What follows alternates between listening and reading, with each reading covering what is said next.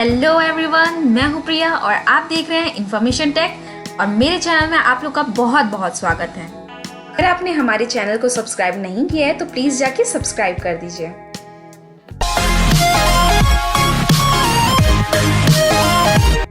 आज की क्लास में हम देखेंगे कि पेज लेआउट के अंदर में जितने भी ग्रुप्स हैं like themes, page setup, page background, paragraph, arrange, इसके अंदर में हम किस प्रकार से पेज की कलर कर सकते हैं, पेज में बॉर्डर ले सकते हैं या फिर पेज की साइज़ अगर चेंज करनी है या फिर पेज का ओरिएंटेशन है उसको चेंज करना है, तो ये सारी जो सेटिंग होती है, पेज की जो सेटिंग होती है वो हमारे पेज लेआउट वाले मेन्यू के अंदर में होती है। तो आज की वीडियो में हम यही देखेंगे और मैंने अपनी प्रीवियस क्लास में आप लोग को इंसर्ट मेन्यू के बारे में बताया था। अगर आपने वो वीडियो नहीं देखा है तो प्लीज़ जाके देख लीजिएगा, क्योंकि मैंने उसमें बताया था कि किस प्रकार से आप अपने डॉक्यूमेंट में कोई चीज़ जैसे कि अगर पिक्चर, टेबल, क्लिप आर्ट ये सब इंसर्ट करना आप चाहते हैं तो आप किस प्रकार से करेंगे। और उसके भी पहले वाली जो मैंने क्लास में ये बताया था कि होम मेन्यू के अंदर में फ़ॉन्ट कलर, फ़ॉन्ट साइज़ और बुलेट नंबरिंग और स्टाइल्स किस प्रकार से ले सकते हैं वो मैंने आप लोगों को बताया था। तो आज की क्लास को हम स्टार्ट करते हैं। पेज लेआउट में हम सबसे पहले देखेंगे कि थीम्स क्या होती है। तो पेज लेआउट में सबसे जो पहला ग्रुप होता है वो थीम्स होता है और ये थीम्स जो हैं वो फ़ॉन्ट के साइज़ और कलर और स्टाइल का एक कॉम्बिनेशन होता है जो पहले से दी हुई रहती है, जो कि अपने डॉक्यूमेंट में अगर हम यूज़ करते हैं उन थीम्स को तो हमारा जो डॉक्यूमेंट है वो थोड़ा सा अट्रैक्टिव बन जाता है।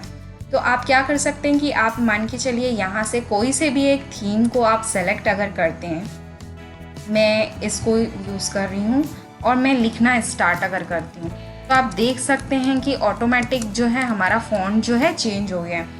पहले हमारा फ़ॉन्ट कुछ और था, अब जो है हमारा फ़ॉन्ट कुछ और हो गया है। अब आगे हम स्टार्ट करते हैं पेज सेटअप के अंदर में मार्जिन्स को।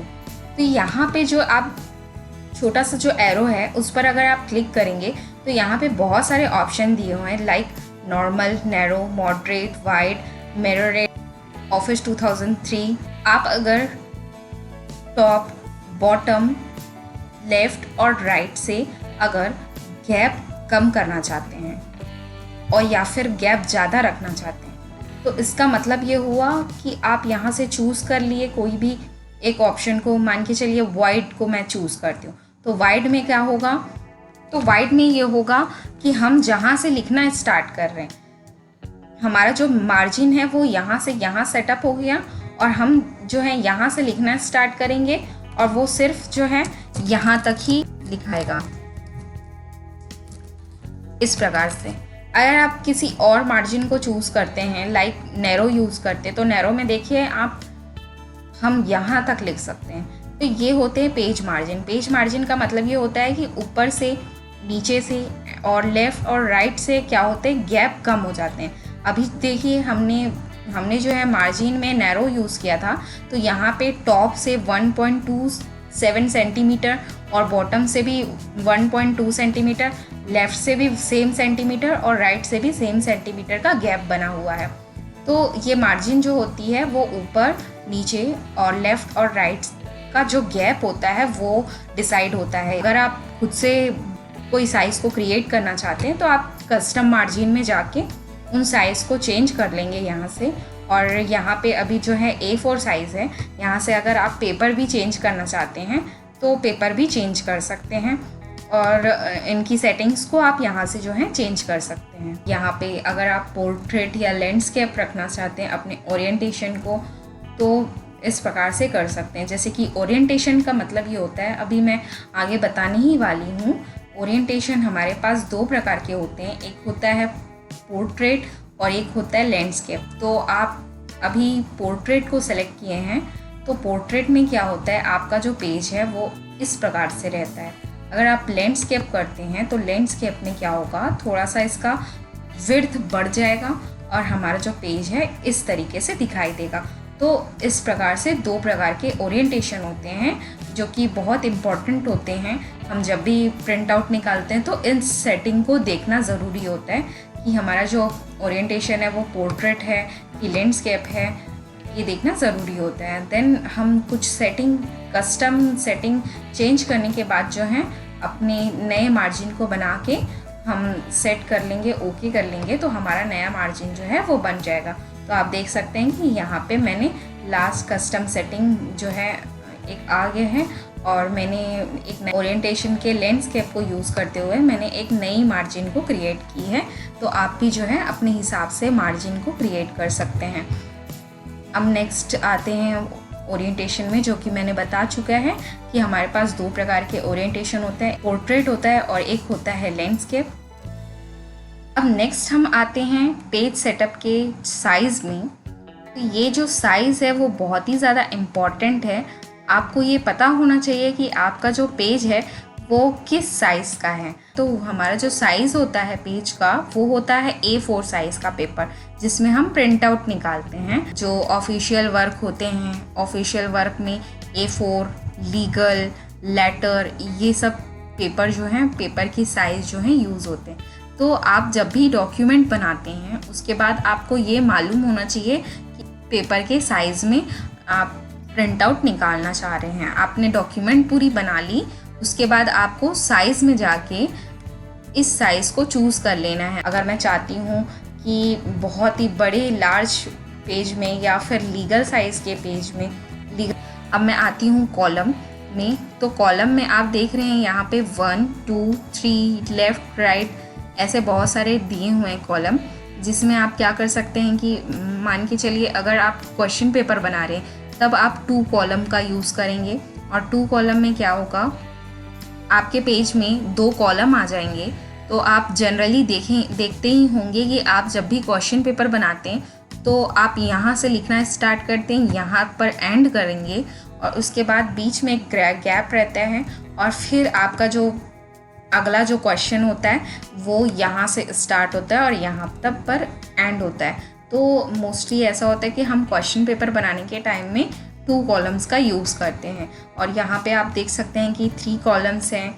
अब मैं आती हूँ नेक्स्ट पेज बैकग्राउंड में। पेज में कलर कर सकते हैं आप और अपने हिसाब से कोई से भी कलर को चूज़ करके पेज को कलर कर सकते हैं। और अगर मैं चाहती हूँ कि पेज में बॉर्डर देना तो मैं इधर से यहाँ पर कोई से भी एक डिज़ाइन को चूज़ कर लूँगी और थोड़ा सा अगर डार्क करना है तो यहाँ पर से डार्क कर लूँगी अपनी लाइन को, बॉर्डर के लाइन को, और देन ओके करूँगी। तो आप देख सकते हैं कि हमारे पेज में बॉर्डर आ चुका है। अब यहाँ पे आप देख रहे होंगे एक वाटर मार्क करके।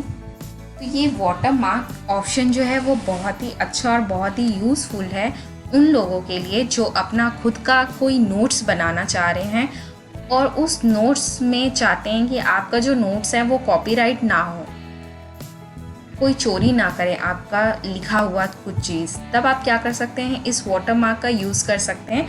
वाटर मार्क का यूज़ मैं आप लोगों को करके बता देती हूँ तो आप लोगों को समझ आ जाएगा कि ये क्या है।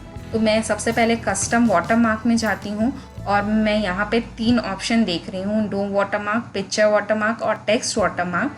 मैं सबसे पहले यहाँ पे टेक्स्ट वाटर मार्क को लेकर बता देती हूँ कि ये क्या चीज़ है। मैं यहाँ पे टेक्स्ट में इंफॉर्मेशन टेक लिखना चाहती हूँ, अगर मैं इंफॉर्मेशन टेक लिख लूँगी, अप्लाई करूँगी और क्लोज़ कर दूँगी तो आप देख सकते हैं कि मेरे पेज के बीचों बीच इंफॉर्मेशन टेक। अगर इसके बदले में आप चाहते हैं कि पिक्चर वाटर मार्क लेना तो पिक्चर वाटर मार्क भी आप ले सकते हैं। आपको क्या करना होगा, अपने पीसी में या आपके कंप्यूटर या लैपटॉप में अगर किसी प्लेस में कोई इमेज है और उसको लाना चाहते हैं तो आप सेलेक्ट कर लेंगे उस पिक्चर को, देन इंसर्ट करेंगे और उसके बाद यहाँ से आप वॉश आउट हटा दें, क्योंकि वॉश आउट में अगर आप क्लिक करेंगे तो आपका जो पिक्चर है वो दिखाई नहीं देगा।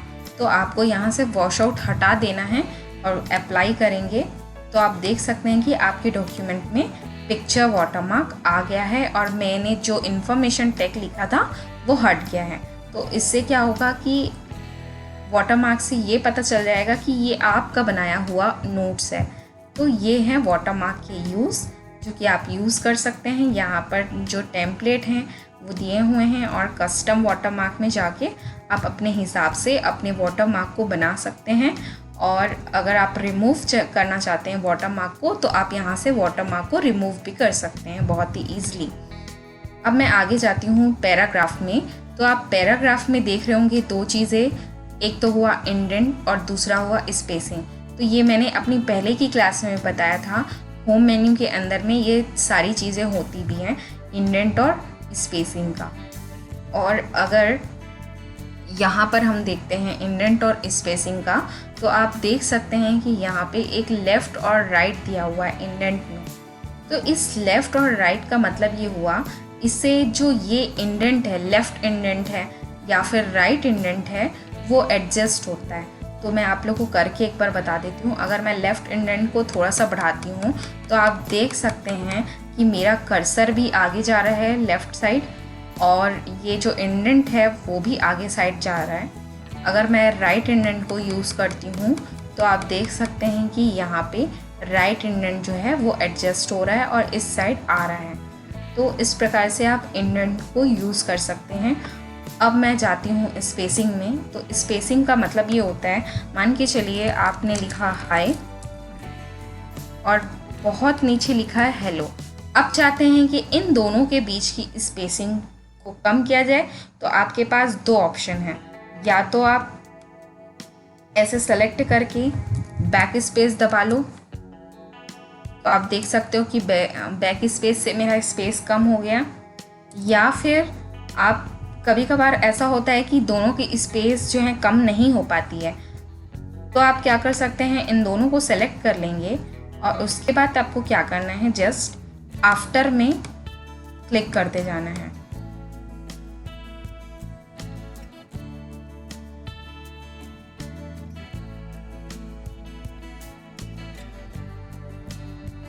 ज़ीरो मैंने किया, इसके बाद बिफोर में जाऊंगी, बिफोर में भी ज़ीरो करूंगी। उसके बाद जो है सेलेक्ट करके बैक स्पेस को दबा दूंगी। और अगर इसके बाद भी अगर नहीं हो रहा है तो आप क्या करेंगे, स्पेस दोनों को सेलेक्ट कर लेंगे, होम में जाएंगे और उसके बाद 1.0 करेंगे और उसके बाद रिमूव स्पेस आफ्टर पैराग्राफ को क्लिक कर देंगे। तो इसका जो दोनों के बीच का जो गैप है वो कम हो जाएगा। तो दोस्तों, मैं अपनी नेक्स्ट क्लास में आप लोगों को बताऊंगी मेलिंग्स के बारे में, मेलिंग्स क्या है, उनके क्या यूज़ हैं और अपने डॉक्यूमेंट में कैसे यूज़ किया जाता है वो मैं आप लोगों को बताऊंगी। ये एक बहुत ही इम्पॉर्टेंट फीचर है हमारे MS वर्ड का, जिसका बहुत ही अच्छा यूज़ है हमारे ऑफिस वर्क में। तो प्लीज़ मेरी नेक्स्ट वीडियो को भी ज़रूर देखिएगा।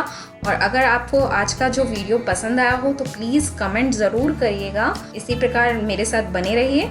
आज का अगर वीडियो पसंद आया हो तो please like, share and subscribe. Thank you.